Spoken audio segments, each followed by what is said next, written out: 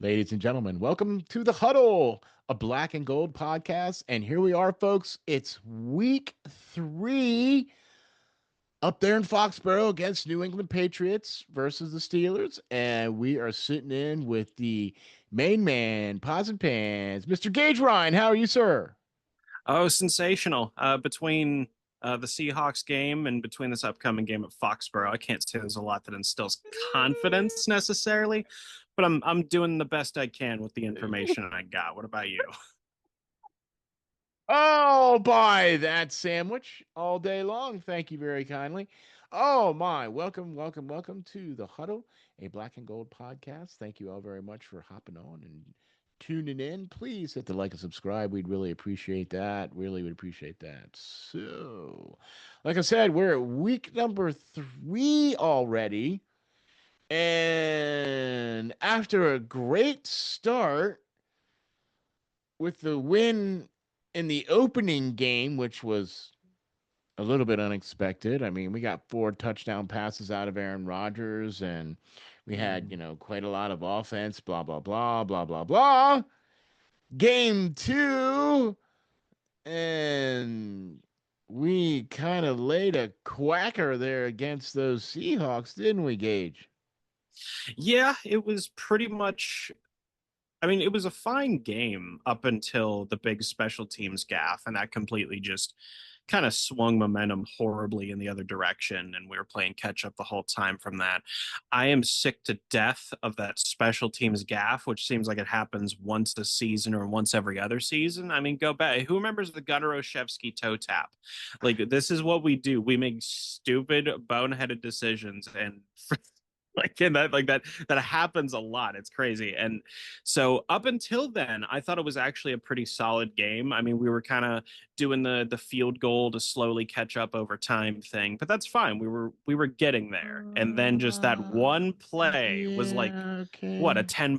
a 7 to 10 point swing on one Yeah, special teams gaff. It's brutal. yeah, yeah. I mean, when you allow 7 points on, okay, I'm just gonna say this now, and then I'm gonna get it out of my system, and then Yins can be angry with me or not, and I'm sorry or you're welcome.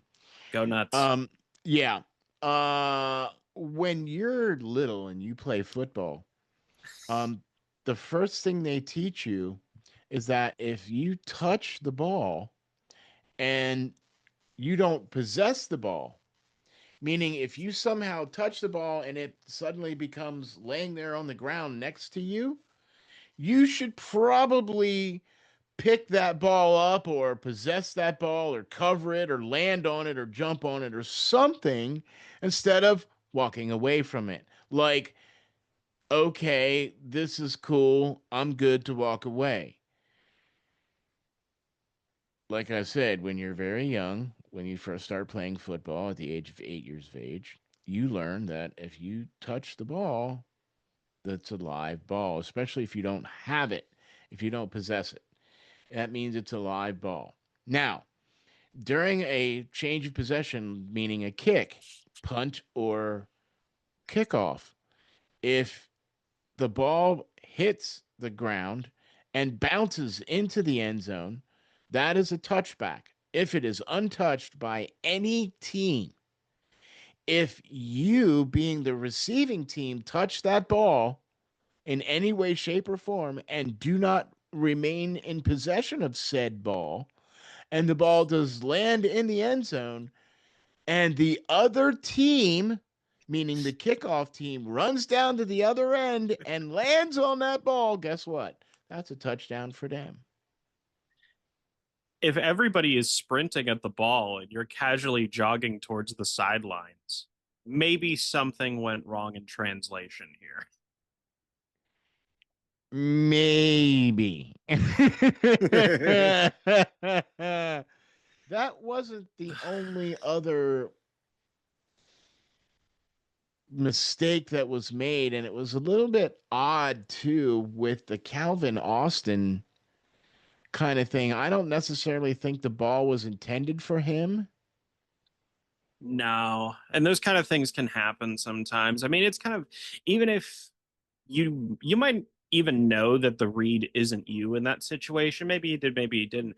But like when the ball is flying towards you and you're a pass catcher, I feel like there's just this instinct to reach out and grab it. Like I sometimes those kind of things happen, and that tends to happen to Aaron Rodgers a little more frequently than usual. I don't have numbers to back that up, but I've seen that happen throughout the course of his career because for a long time he was really good at getting outside the pocket, extending the play, and throwing across his body and all that fun stuff. So I've seen that happen to him. It kind of is what it is. That's a really unfortunate turn of events that that's not sustainable. That's not going to happen to you every week. So, I mean, if you want to go into week 3 with some positivity and talk about how we can be better, I kind of doubt that that's going to happen week to week, where we throw it to one guy, some other I guy on our agree. team bats it into Yeah. the air, and it's an Yeah, no, no. interception. It I is what it agree. is. No, no, I agree. I agree. I'm just saying it was just another one of those things that compounded the issues of what happened to the team here against 100%. Seattle, right? And Mm-hmm. now, and also against that game, I mean, holy hospitals, Batman. Um, we got Alex Highsmith out, Joey Porter Jr. out, Elliot out, right? Mm-hmm. Scharping out. And we got our number one pick, Harmon, questionable. What? Does it feel worth playing him when everybody else is down and he's probably not 100% anyway? Yeah, because he had very limited practice or didn't practice or whatever the case is. So that's why he's listed as questionable. And I would just keep him on the shelf until he's not questionable. Yeah. And I think Okay. Tomlin will too, in fairness. He's not really that kind of guy. And He'll you're let right. TJ play. He'll let TJ play at 70 or 80% because he's TJ. But like getting Derek's first snaps in the NFL under those circumstances, I don't know. Especially against the Patriots, especially up there in Foxboro. Yeah, especially Mhm. against Mike Vrabel. And and Drake May and Stephon Diggs. I mean, are you even a does that I'm not trying to be harsh, but it doesn't seem like people fear the Steelers. No. And but do you fear the Patriots? Fear isn't probably the as a Steeler fan, yes, because I've seen that regardless of QB and regardless of head coach, that they're just kind of a team that has us figured out by and Oh, large. historically, we stink. And it's because they know exactly what we're doing and we never know what they're doing. It's just one of those things. I mean, Joe Schobert talked about it, other guys on the team talked about it, Cam's talked about it, that they just kind of don't take practice and scouting as seriously as other teams. You know what I mean? That's kind of been a thing for a long time. And so when that's one team's specialty and it's the other team's weakness, oftentimes, not every time, but oftentimes 1 plus 1 is 2. Ben was like 4-9 against him in his career because Ben was gonna what did Steve and you and I always say that like Ben was gonna like have 3 beers and go to bed by 9 o'clock, whereas other guys are staying up and studying the playbook. Let me ask you another question about that specifically. Great, awesome point that you just made. Wouldn't that be a reflection of the coach? Yes, in my opinion, yes.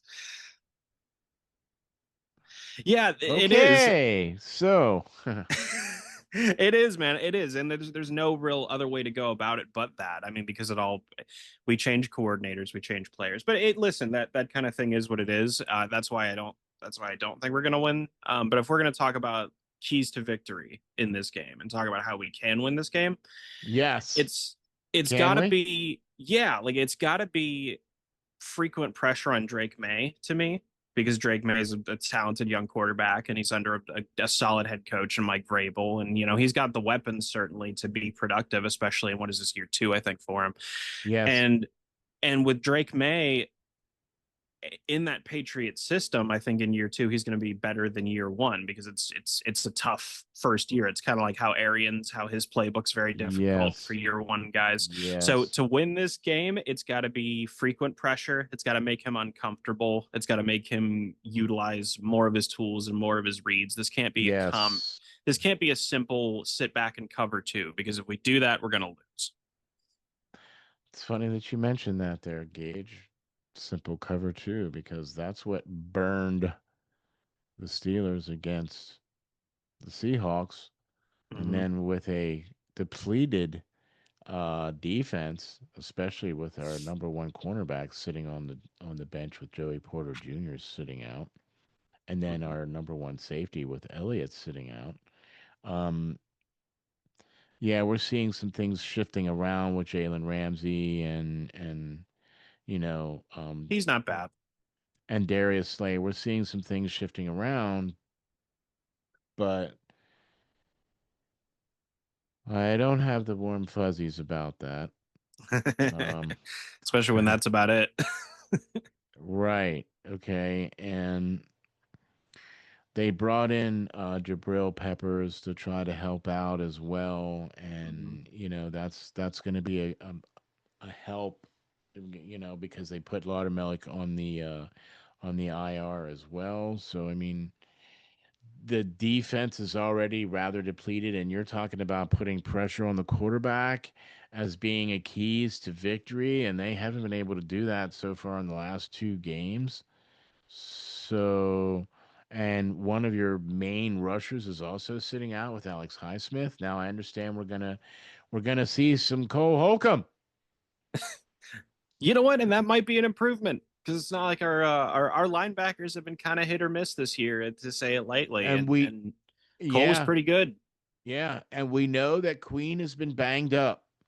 Yeah. Okay, and he missed a little bit of practice, but he did play. He did have some practice this week, but he was a little bit banged up in that Seattle game as well. Went into the blue tent for a minute, came back out, went out and played, but look, he's a little bit banged up. Okay, so I don't think it's a I'm, coincidence that we signed a Patriot, a former Patriot, right before we went into Foxborough. That doesn't seem like a coincidence. but I don't know if we're going to be. It will the coaching staff be able to capitalize on that? Hmm. Okay, I think another key to victory for the Steelers would be Aaron and the boys getting on track as which they were week one. I mean, four touchdown passes, a pretty decent little showing there with some run pass. Maybe open up the playbook a little bit more and maybe have a little bit more time for him to throw the ball. It's going to be a little bit interesting now with Scharping being out from the offensive line. That's going to be a little bit interesting. So that's going to be a little shuffle. So see how that's going to go.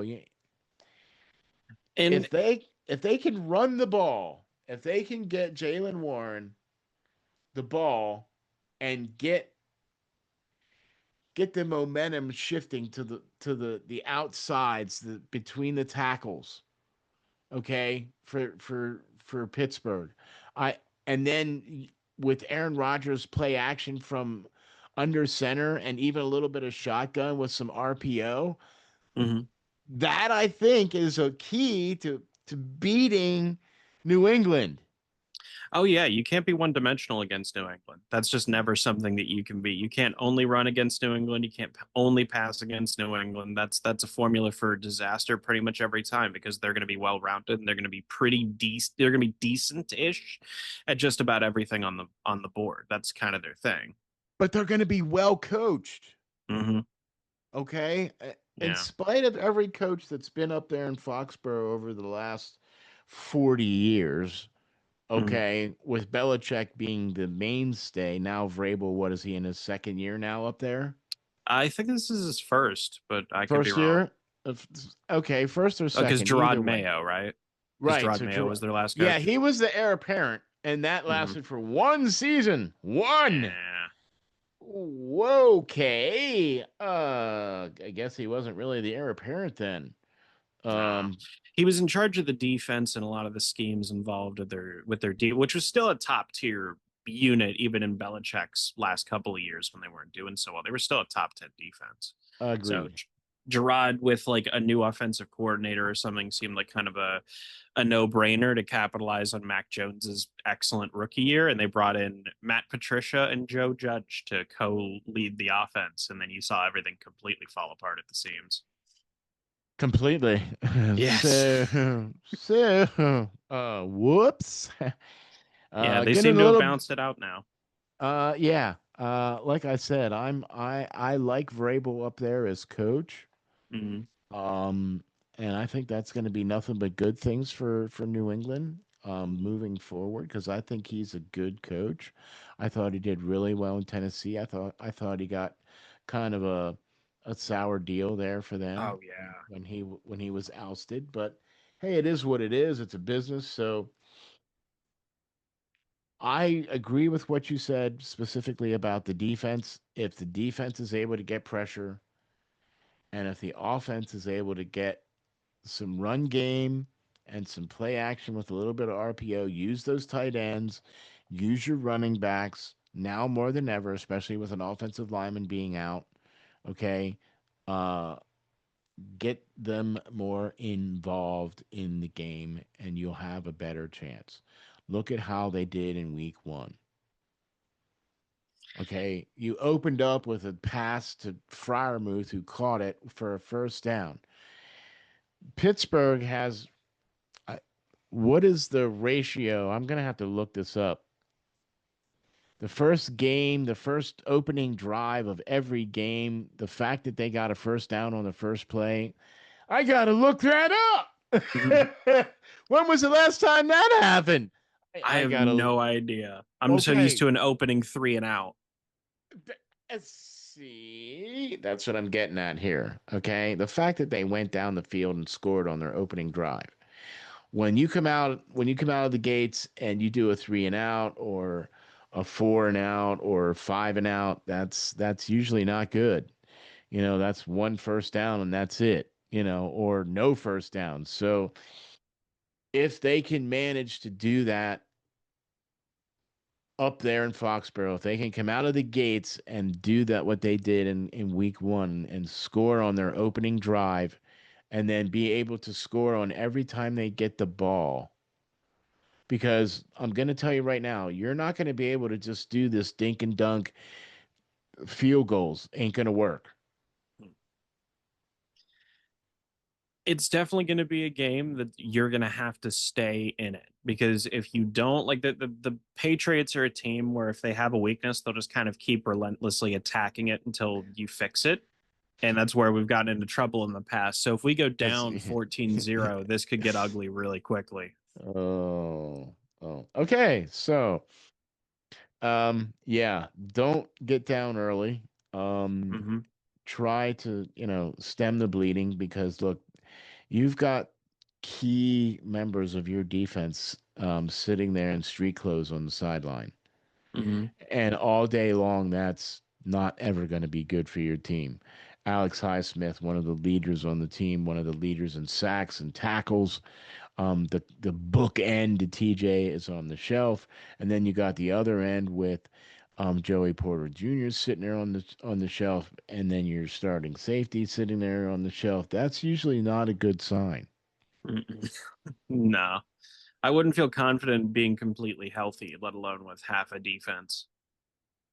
Yeah, yeah, you know what I mean. Now, look, I'm not saying anything against Holcomb. I'm not saying anything against, uh, you know, um, Cole might Herbig be an or improvement. I'm not saying anything against Herbig or Wilson or any of those guys. I'm not saying anything against them. It might be an improvement, but we're gonna see. We're Yeah, gonna see. I want to see Herbig and I want to see Holcomb. I want to see what those two guys can do. I You're want to gonna see if see any him. of these. We're Yep. definitely doing a lot of plugging and playing here in Yeah, this week for and you're sure. probably gonna see some Jabril Peppers, Oh yeah, right? certainly. Yeah, you're gonna see some of him too. Did Okay. we sign Bentley or did I get clickbaited? Bentley. The other former Patriot. Oh, we may have. Was he a Okay. cornerback? Was he a cornerback? Linebacker. Linebacker. Linebacker. I don't know. I don't know. Okay. We'll have to get our crack research staff on that. Yeah.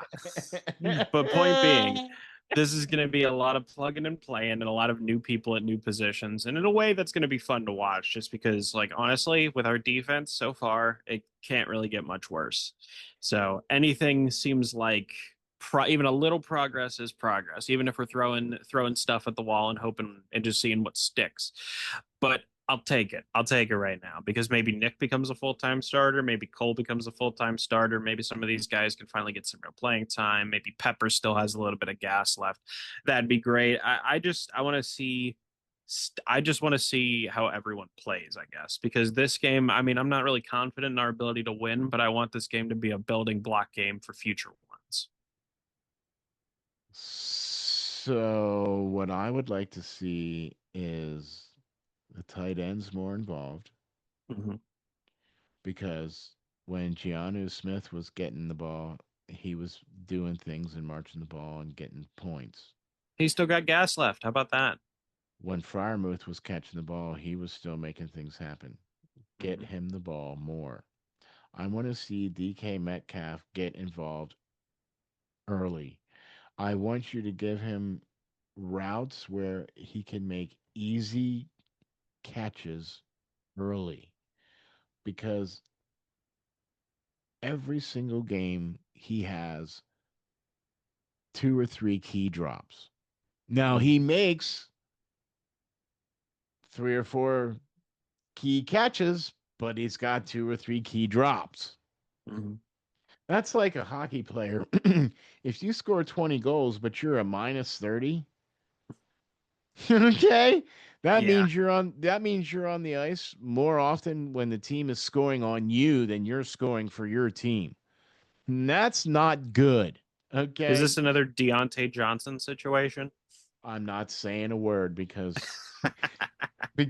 I love how on 5 star matchup, hop on over to patreon.com/5SMU, get yourself subbed up.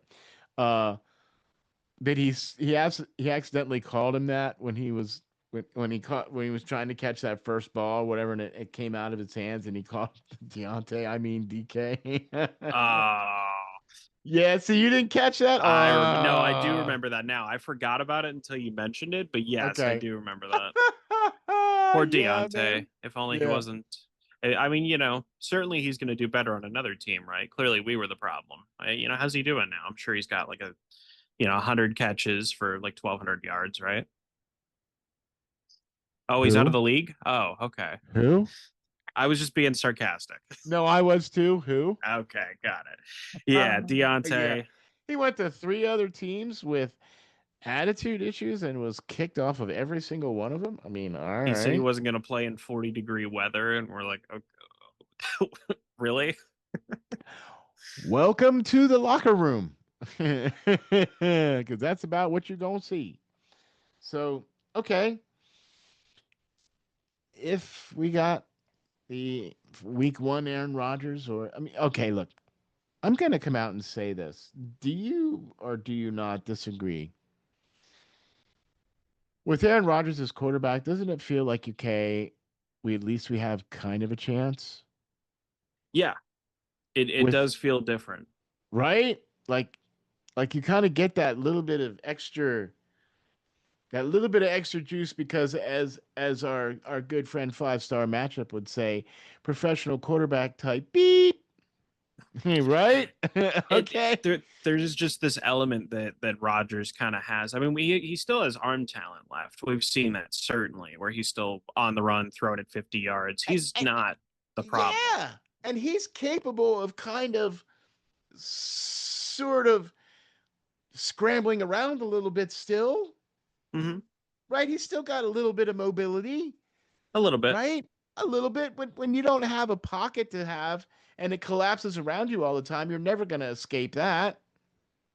He's got excellent technique too. That was part of his game that a lot of people took note of from the very beginning, and that's what's extending his career as much as it is that he's just an That's efficient the, thrower of the ball. and that's the same with Joe Flacco. That's why Joe Flacco is still playing. Yeah. Yeah. I mean, people, say what you want about Joe Flacco. Okay, I mean, the fact that the guy is about the same age and still out there slinging it. You know what I mean? I Mhm. always hated playing against him because he always was very sound mechanically and fundamentally. He always knew when to get rid of the ball. He always knew when to throw it away. He always, you know what I mean? He always was able to put the ball wherever he wanted to. So, hey, it And got him a Super Bowl, right? All right. and he had maybe the best postseason run in the history of the NFL. That's just so straight. What was like 15 touchdowns, no picks through 4 games? I mean, he just Something stupid. demolished. Right. Something stupid like that. So, Yeah, and like Flacco, the thing that was frustrating about him for me, like watching, was like I understood how like solid of a player he was, but I hated that he had, I always called it a t-shirt cannon for an arm. I mean, that dude could sling it, but he was also known for large stretches of his career for checking the ball down over and over and over again. We're like, dude, you are so much more talented than that. You know what I but the mean? systems that he played in was that kind of Yeah. a system, you know what I mean? And so that was what he did. And The that's out route why. West Coast stuff. Exactly. Exactly. Okay. And so now it's like, hey, you can chuck the ball. Hey, we'll throw the ball then. You know what I mean? Because that's what we all want to see now. So, okay. Well, man, I tell you what, Gage, we absolutely reversed the prediction last week. Yeah. Yeah. So, what do you think we're going to go for this week? Do you want to try one or no? Yeah, let's do it. I'm going to predict the Patriots. I'm going to predict, let's go 28-21. Wow. All right. Well, okay, here. I don't know if you wanted more, but like, yeah, no, the No. 28-21 No, Patriots, I you don't think have that, to do more. okay, I just wanted to know what your score was going to be 28-21. 2021. Yeah. Okay, all right. I too think the Patriots are going to win, Mhm. but I think it's going to be more like 31 to 13 Oof. Oof. or something like that. Do you think the defense is going to shut down A-Rye that bad?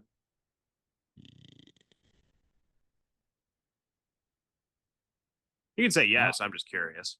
yeah, if they are not able, like I said, if they are not able to go down on their first series and score points, it's going to be an uphill battle all game long. Because I'm going to tell you right now, New England is probably not going to be that horrible. Mhm. We'll see. We'll see. New coach, we'll see. But I'm not anticipating them being that bad as far as not being able to take the ball down the field and score. They will be able to. They'll be well scouted. They'll be well coached, and if we can keep up, that's how we win this Right. game is by keeping up. See, If we go exactly. down 10 or 13 points, that this It's could be a over. problem. Yep, I agree. That's what my fear is. So that's why I was gonna say if we go down, it's gonna be down bad. So I'm hoping I'm wrong. Don't take me on any of that. But with Mhm. the amount of injuries that Steelers have right now, Yeah. uh, yeah, yeah. But hey, I'm gonna be watching the game, and Yin's guys know that I'm definitely gonna be rooting for our black and gold, for sure, for sure. And I know you will be too, Gage. So Mhm. thank you all very much for tuning in and checking us out. Gage, tell the folks where we can find all your great stuff, buddy.